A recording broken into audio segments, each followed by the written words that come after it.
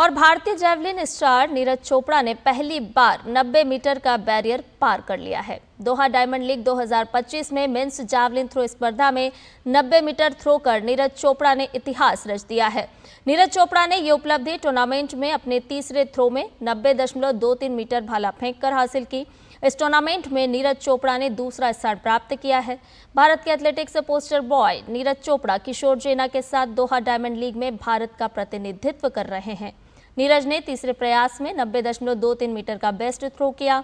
दोहा diamond league में नीरज चोपड़ा के साथ साथ भारत की ओर से गुलवीर सिंह मेंस की 5000 मीटर में और पारुल चौधरी महिलाओं की 3000 मीटर स्टेपलचेज स्पर्धा में हिस्सा ले रही हैं।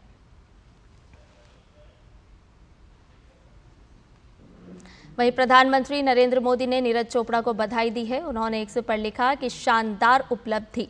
दोहा डायमंड लीग 2025 में 90 मीटर का आंकड़ा पार करने और अपना सर्वश्रेष्ठ व्यक्तिगत थ्रो हासिल करने में नीरज चोपड़ा को बधाई। ये उनके अथक समर्पण, अनुशासन और जुनून का नतीजा है। भारत को खुशी और गर्व है।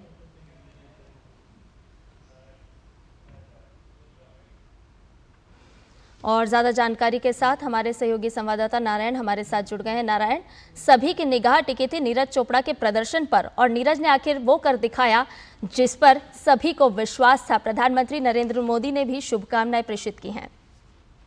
जी बिल्कुल, एक बड़ी उपलब्धि है नीरज चोपड़ा की, जो कि 90 मीटर्स का जो बैरियर था लगातार नीरज के लिए भी एक चैलेंज बना हुआ था, क्योंकि ओलंपिक्स में वो चूक गए थे गोल्ड मेडल जीतने के लिए। लेकिन वो उसके बाद जब ओलंपिक में मेडल जीतने के बाद भी वो संतुष्ट नहीं लग रहे थे अपने प्रदर्शन से। तो ये दिखाता है कि नीरज चोपड़ा अपने खेल के प्रति और अपनी और अच्छा प्रदर्शन करने के लिए कितने उनमें एक हंगर है। तो वो दर्शाता है उनकी मेहनत को। और लगातार उन्होंने ट्रेनिंग कर रहे थे और उनके जो कोच हैं, चेक कोच हैं यान ज़ेलेंस्की, जो कि 3 बार के ओलंपिक चैंपियन है और वर्ल्ड रिकॉर्ड होल्डर है। तो कुल मिलाकर प्रदर्शन जो उनका था एक शानदार प्रदर्शन रहा। और लगातार जो 90 मीटर का जो बैरियर है वो केवल एक नीरज चोपड़ा या किसी स्पोर्ट्स तक सीमित नहीं है। यह दर्शाता है एक राष्ट्र की प्रगति को, किस तरह से एक राष्ट्र प्रगति कर रहा है लगातार।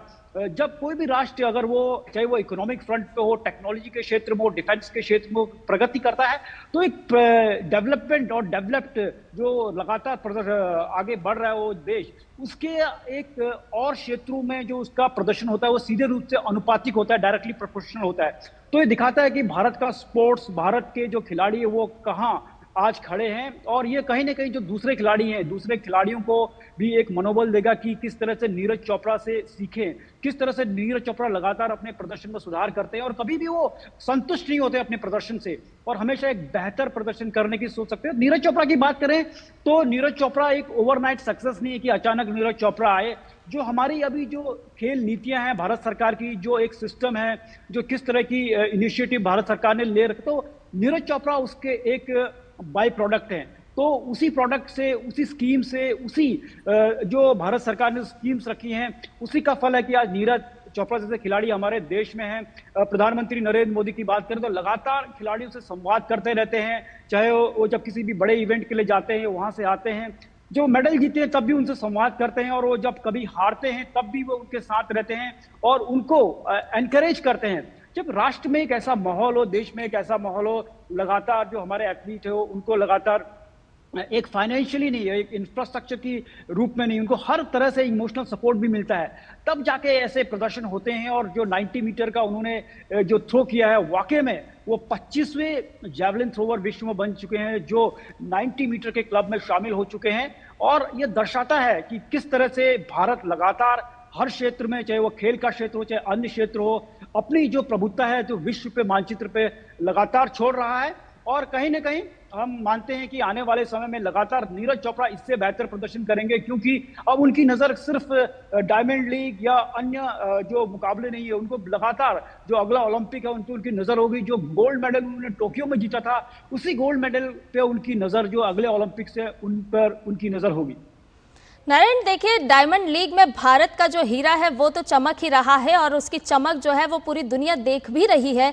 ऐसे में ये भी देखना बहुत ही महत्वपूर्ण हो जाता है कि नीरज के लिए आगे किस तरह के कदम होंगे, कौन कौन से आगे ऐसी लीग होने वाली है जिसमें वो अपना और भी बेहतर प्रदर्शन करते हुए नजर आएंगे और इस उपलब्धि को जो है और आगे बढ़ाएंगे और बरकरार रखते हुए नजर आएंगे।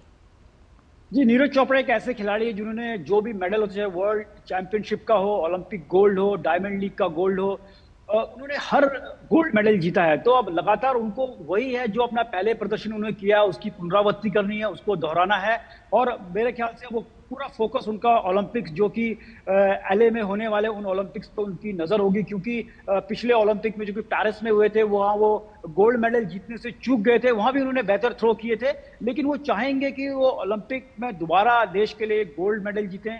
और वर्ल्ड चैंपियनशिप में जो सबसे सर्वश्रेष्ठ एक कह सकते हैं इवेंट होता है ट्रैक एंड फील्ड का, उसके वो करंट चैंपियन है। तो उसको भी वो रिटेन करने की सोचेंगे, क्योंकि और चैलेंज बहुत बढ़ गया है। जिस तरह से वेबर ने कर 91.06 का थ्रो फेंका, तो कहीं ना कहीं नीरज थोड़े से वहां पर लगा कि गोल्ड मेडल जीतने ही वाले थे।